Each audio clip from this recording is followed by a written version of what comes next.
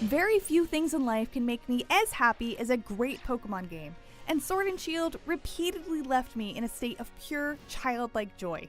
Creating moments of elated surprise is something the series does extremely well, and that's alive and kicking here. The first mainline Pokemon games on the Switch are fantastic RPGs in their own right, bursting with the same nostalgic charm, but it doesn't fall victim to getting stuck in the past. It streamlines and fixes many of the series' long-running problems, from excessive tutorials to the tedium of navigating random encounters. Simply put, Sword and Shield are the best Pokemon games I have ever played, and I've played them all.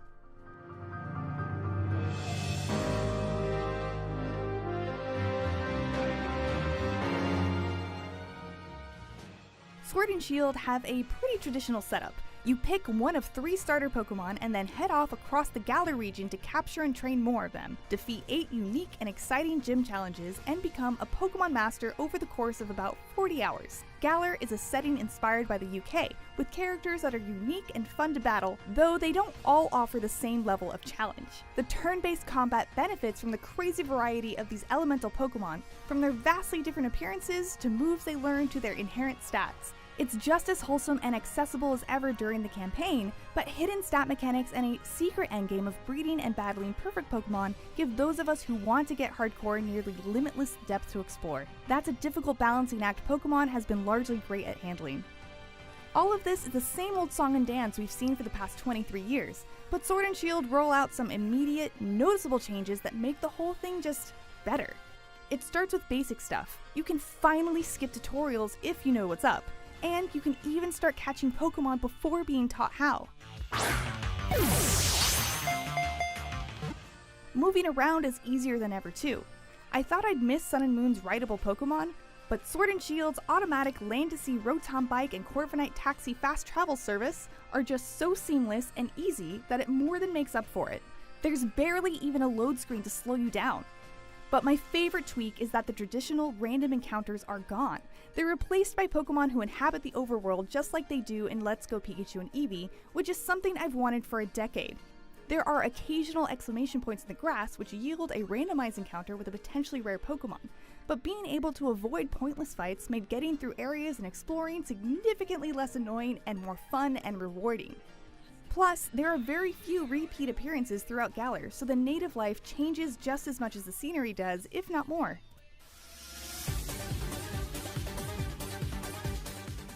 Overall, Pokemon Sword and Shield are front-loaded with oodles of exciting Pokemon options to choose from, even within the first 2 hours. I was already having a hard time choosing my team by the time I got to the first gym. This is usually never a problem for me, but it's one I'm happy to have. A big reason for all of this early choice is that you can almost immediately visit the awesome new wild area. It's not the prettiest area in Sword and Shield, but each of this large open map's microregions has a climate that changes daily, along with the Pokemon that inhabit them. Berry trees and useful items randomly spawn, and there are even NPCs with cycling goodies to sell. Along with the bountiful harvest of Pokemon, the biggest attraction are the new Max Raid battles, where 4 trainers face off against one giant Dynamax Pokemon with potentially better stats and hidden abilities. Once a battle in these raids, in stadiums, and against other players, you can Dynamax or Gigantamax a Pokemon. This makes your Pokemon an absolute unit with better HP, stats, and super powerful max moves for 3 turns, adding an extra layer of strategy, especially when up against real people. Max Raid battles were neat little optional detours to my adventure, and I always looked forward to seeing what new battles awaited me each time I visited, and what kind of useful consumables I'd earn as a reward. Some of them even offer a genuine challenge, and that required me to think of specific strategies and to seek out nearby friends for help, as you can't really rely on the inconsistent NPC helpers against more difficult raids. You'll be able to join players online too, but we were only able to test out local play ahead of release. All of this dynamic change made me want to revisit the wild area often with each new day and every new gym badge I earned so I could catch stronger Pokemon. Because of that, I seamlessly leveled up my team to appropriate levels on accident, which eliminated the need to grind. But I also never accidentally over-leveled my team either, so Sword and Shield felt like a really well-balanced experience. Even if you do find yourself underleveled, the fairly common XP candy consumables grant, you guessed it, experience points to the Pokemon they're fed to. That gave me the immediate satisfaction of being able to try out a new Pokemon right now and allowed more flexible experimentation with new teams. These may not be the best looking games on the Switch, but Sword and Shield look good and run well, and without the frame rate slowdowns that are common in other Pokemon games. There are some highlights, including new unique attack animations, but that said, animations for older moves can still be stiff and plain. On a whole, it's a huge improvement over the low bar set by the 3DS games.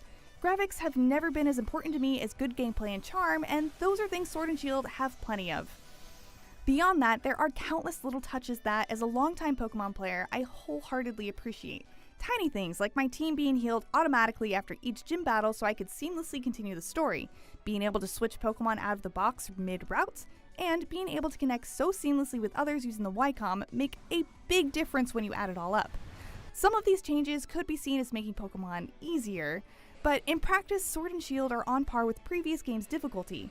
What's been removed is just the monotony. Pokemon Sword and Pokemon Shield are closer to my dream Pokemon RPGs than anything that's come before it.